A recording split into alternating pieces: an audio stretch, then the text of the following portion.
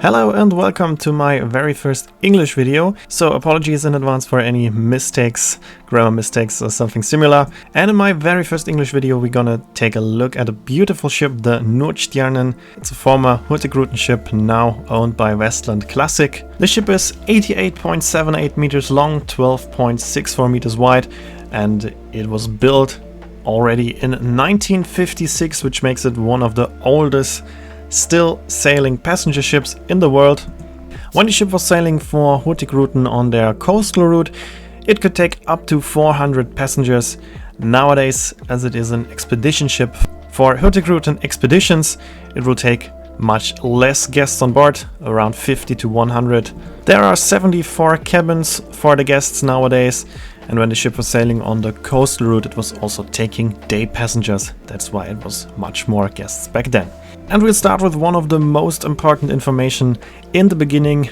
This ship will stop sailing very soon. It can sail a maximum of 2 more years, and then it will stop sailing as a passenger ship. So if you want to sail on this unique classic, you need to be fast. This is because the ship is listed as a national monument and therefore it cannot be changed in any way. And it has open lifeboats, which is not legal anymore, so they have a special permit to sail 2 more years, but after that it will not be sailing anymore with guests. And we start our ship tour on the lowest deck, the A deck. There are just a few cabins, and these cabins don't have an own bathroom, so there you need to share the bathroom with other cabins. That's already all for A deck, and we move up to the B deck, and this is also a cabin deck, so they are mostly cabins. Some of them do not have a bathroom, most of them do have their own bathroom, so that's up to you what kind of category you will book on the ship, because expeditions are expensive and the cabins without an own bathroom are a cheap way to do expedition cruise.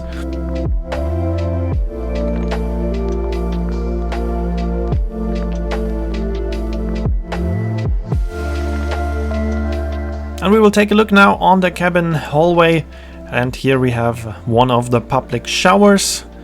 Here on the right side we're going to take a look inside. So this shower you will need to share with a few other cabins, and there are also some more public toilets, a little bit more modern than the one on the A deck. As the ship used to be a coastal ship, it has very small cabins. The cabins were built for guests who stay there just for one night, so most of the cabins are really small. I will show you my cabin in one of the next videos. As the ship is a national monument, also the interior hasn't changed, and it still has the style of the 50s and 60s, and this is what's unique about this ship. There are a few old ships left, but many of them have been modernized, and this is one of the very few ships in the world that is still mostly original. And we're gonna go up one more deck. We are now on the C deck, and there are also a few more cabins.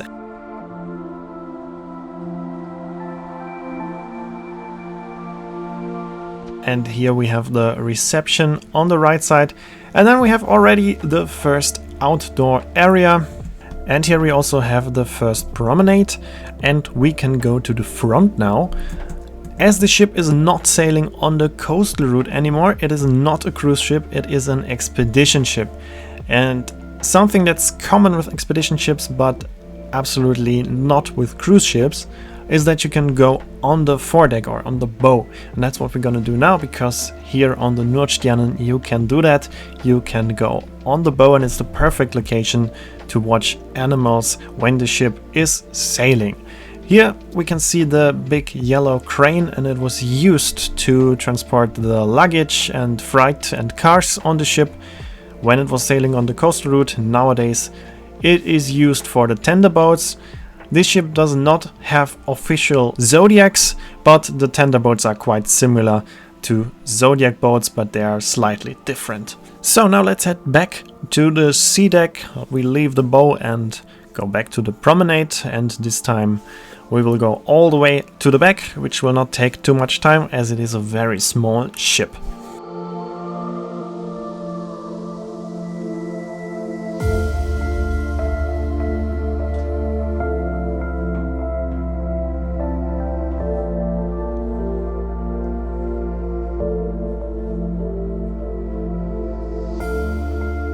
Here we are back on the promenade, and this is something unique again because we are very close to the water. On modern ships you will never find an outdoor area so close to the water, but here it is possible, and it gets very interesting when there are some waves. And also the whole deck is covered, so you can also still go outside when it's raining, which is very important because on expedition cruises that far up north you will spend most of your time outside, as there's just so much to see.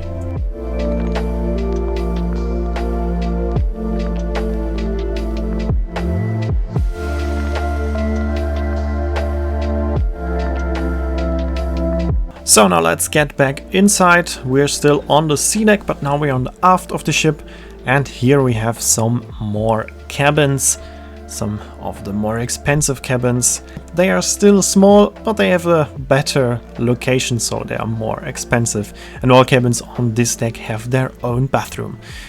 And now we're gonna go up one more deck and we come to the Saloon Deck. The Saloon Deck is the most important deck of the ship because almost all public areas are here.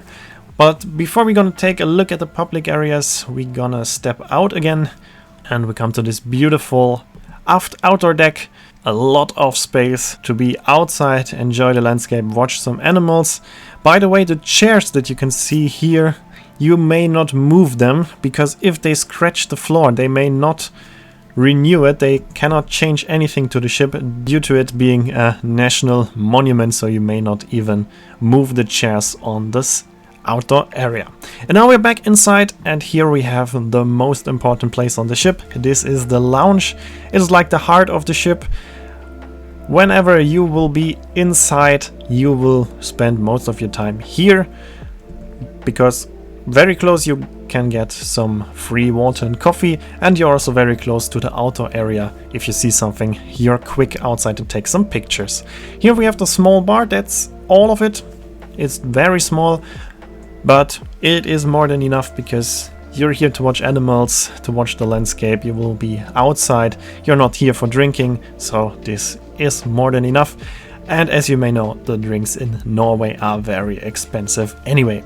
And you still can take everything from the bar, of course, just to the lounge. And here we are already in the restaurant. This is the first part of the restaurant. You can see with the red carpet, red curtains and red chairs. And here on the right side we have the coffee station and a small shop where you can get some souvenirs like t-shirts and similar merchandise. And then here on the right side we have a showcase, which is more or less like a museum. And now we get to the second part of the restaurant. You can see different design. Here we have a blue carpet, blue chairs and blue curtains, but it's the same restaurant. And here, now to be seen on the left side, is the buffet area, and on the other side are also some more tables. As you can see, the restaurant is pretty big, which is due to the fact that when the ship was sailing on the coastal route, it had way more guests on board, so nowadays there's a lot of space. And now we are already back at the front of the ship again. Here is another lounge, and I think it's very beautiful. You have a lot of artwork here and a nice lighting, but still it was most of the time very calm here, not too many people, because there is no drink service in this lounge, so most of the guests stayed in the lounge at the back. But if you need to charge your batteries, for example, or you need to use your laptop to empty the memory cards, then this is the place to be, because here you have some power sockets. And by the way, one of the advantages of this ship being a national monument is that it's not allowed to scrap it. So even if the ship is not sailing with the guests anymore, it will not get scrapped. It will be most probably a museum, but it will survive. It will not be dismantled because this is not allowed, because the ship is a national monument. And here we are now in the atrium. Something interesting. We have here a staircase inside and outside on both sides of the ship. So even though the ship is not even 13 meters wide, we have 3 different staircases next to each other to get one deck higher.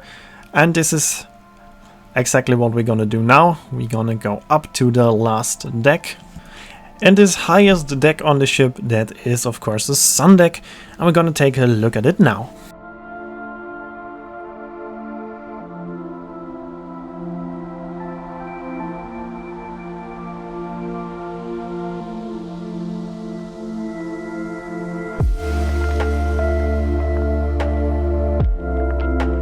So here we are outside on the Saloon Deck. Here you can see the open lifeboats that are the reason that the ship will not be sailing with guests anymore very soon.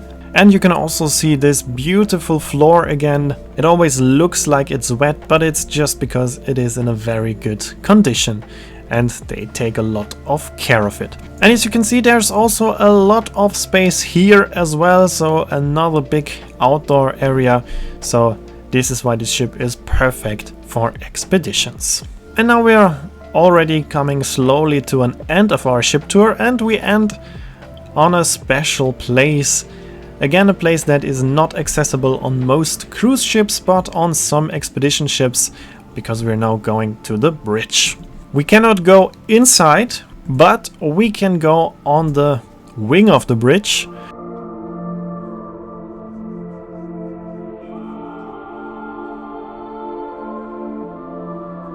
When the doors open, you can go up here.